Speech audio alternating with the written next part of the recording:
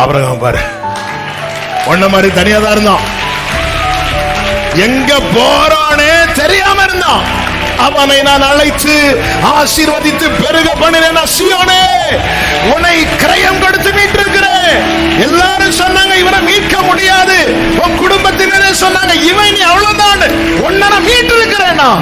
உன் வனாந்திரத்தை ஏதேனை போல, உன் அவாந்திர வெளியை கர்த்தருடைய தோட்டத்தை போல என் ஆண்டவர் என்னை மீட்டது உண்மைன்னா, என் வனாந்திரம் ஏதேனை போல மாறுவது உண்மைன்னு சொல்றவங்க கொஞ்ச நேரம் ஆர்ப்பரிப்போடு come on church, பரிசுத்த ஆவியானவர் அசைவாடி கொண்டிருக்கிறார்.